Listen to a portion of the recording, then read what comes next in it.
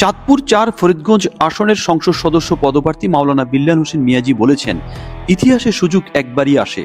এবারে নির্বাচন আগামী ইনসাফের বাংলাদেশ গড়ার সুযোগের নির্বাচন। ২৪শে জুলাই বিপ্লব এই দেশের আধিপত্যবাদ বিরুদ্ধের এক সোনালী অধ্যায়। গণভোটে হাঁয়ের পক্ষে রায় দিয়ে দেশের চাবি হাতে বুঝে নিন। শনিবার নির্বাচনী ও গণভোটের প্রচারণার অংশ হিসেবে ফরিদগঞ্জ উপজেলা ৬ নং গুপ্তি ইউনিয়নে আয়োজিত এক জনসভায় তিনি এইসব কথা বলেন। তিনি আরও বলেন, আমরা যদি আপনাদের ভোটে নির্বাচিত হতে পারি তাহলে সবাইকে সঙ্গে নিয়ে একসাথে দেশ গড়ব।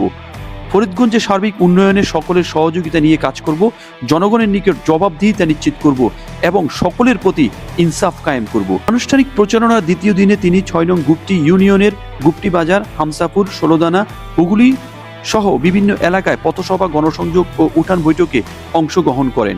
এই সময় আরও উপস্থিত ছিলেন উপজেলা জামায়াতের আমির মাওলানা ইউনুস হেলাল, অধ্যক্ষ হারুনুর রশিদ, অ্যাডভোকেট সাখাওয়াত হোসেন সহ স্থানীয় নেতাকর্মীরা।